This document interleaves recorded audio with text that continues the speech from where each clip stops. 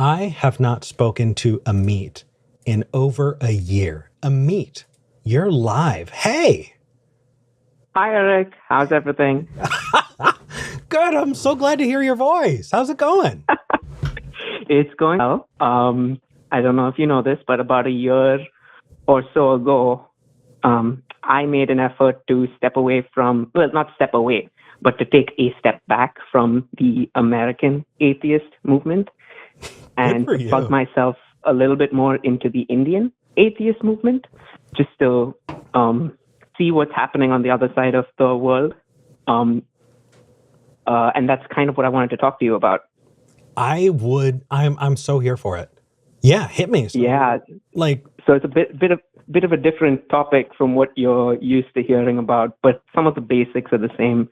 I okay. will start by acknowledging my privilege in that I grew up in an English-speaking family. My first language was English. I was exposed to, all of the different religions in India, and then I moved here where I became an atheist. Okay. Right? So there is a little bit of a and I'm from an ex-Christian background, right? Okay. So from a Christian background, and I decided I wanted to plug myself back into like the Indian atheist community just to see, how is it different? How is religion affecting places there? And as you might imagine, being a country where Christianity is not the major religion, Yeah. you end up seeing a lot of oppression of minority religions there, right? It's sort of like being, say, an ex-Muslim in the United States, right? You end up being a minority within a minority in the country, right? Right. And you see how the majority religion, once again, is influencing society in very many of the same ways. And I'm struggling with my ability to give back there simply because of my privileged background. What do you mean? I don't know if it's right for me to speak on certain topics, like, say, for example, the caste system, which I hear a lot of Hindus speaking about, ex-Hindus speaking about. But being an ex-Christian, I've never experienced that. Yeah. Right? And I'm wondering what your thoughts on something like that would be. Oh my gosh, Ameet, that is such a good question. So, I'm sure you know, I'm biracial, half white, half Mexican, and I have spent most of my life around white people.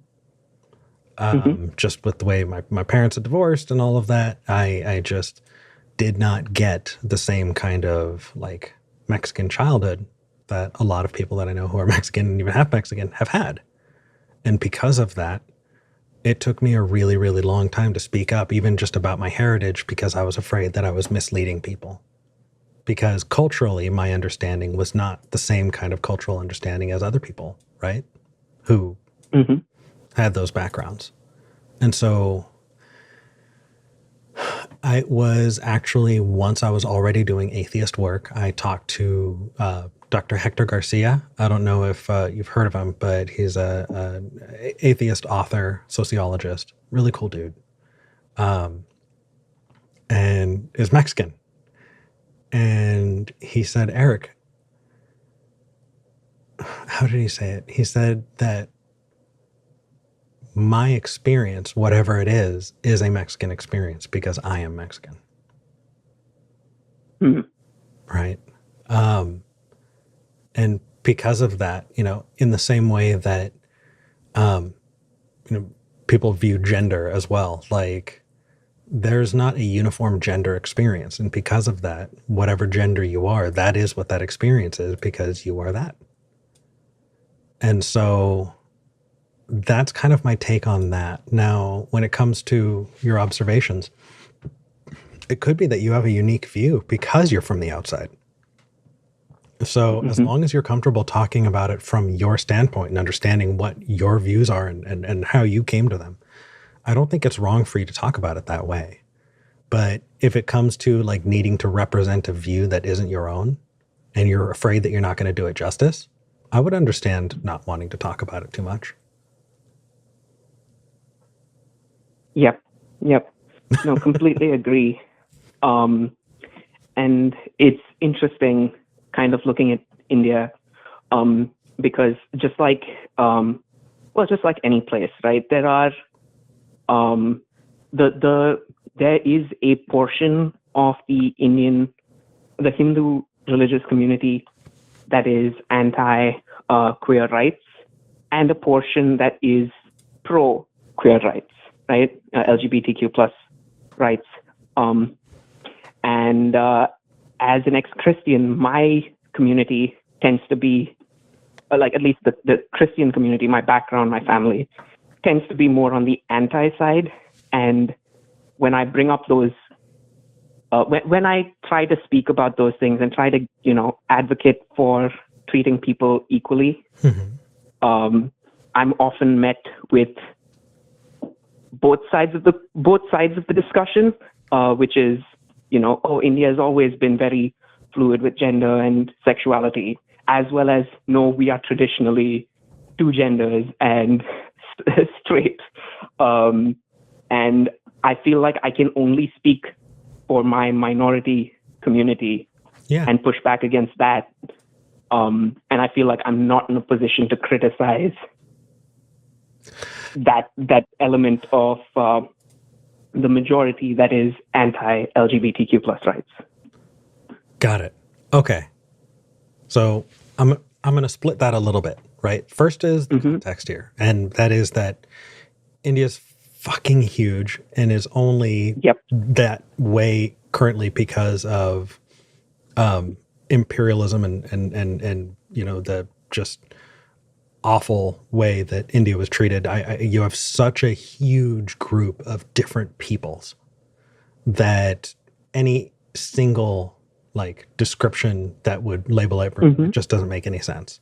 So right off the bat, I think that making a sweeping judgment about all Indian people and whatever it is, people are just way too diverse. So that doesn't make any sense. That said, you still can criticize, right? If you think that something is wrong and you have a valid or nuanced opinion that you want to talk about, you should be able to. I think that's just fine. And the other side of it is that, are you also talking about ex-Hindu non-believers who are anti-LGBT? Was that? Yeah, there are both. There are both. So in my experience on the Christian side, and as an ex-Christian, I'm sure you understand as well, leaving your religion does not mean that you have left all of the other worldviews that you had. And there are a lot of atheists that I've met who are still just as dyed-in-the-wool Christian on everything else except for the God, statement as they were when they were believers. From their politics to their views on sex, on how to raise children, on the role of government, on everything from eating meat to GMOs to all of it.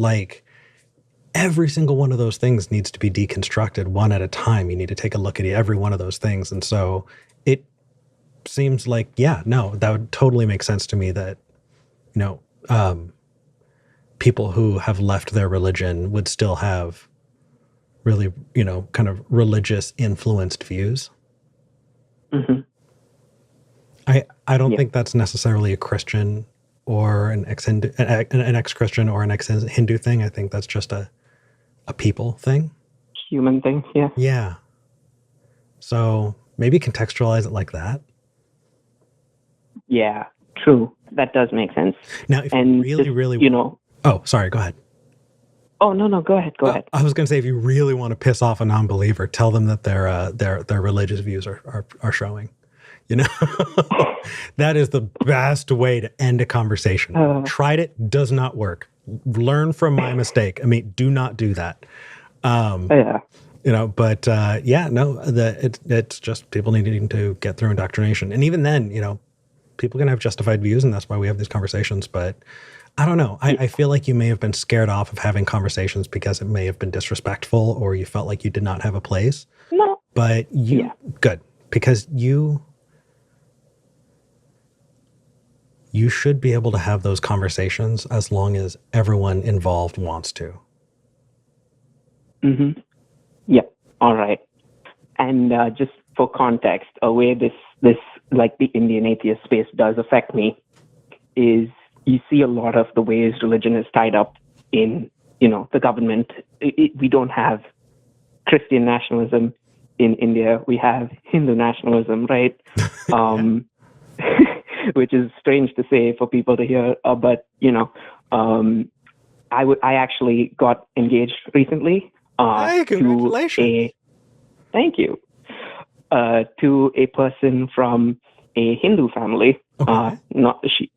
She doesn't believe. She's not religious, but she doesn't like claiming a label one way or the other. Okay. I like, in effect, both of us are atheists. However, because of the way the Indian government's is like set up and the laws are set up, we are technically, I am still technically classified as Christian, and she is still technically classified as Hindu. And our marriage is going to be an interfaith marriage, which has like 3 times the amount of paperwork required to actually fuss. Yeah. Oh no, that sucks. Yeah, it's wild. Oh my gosh. Yeah.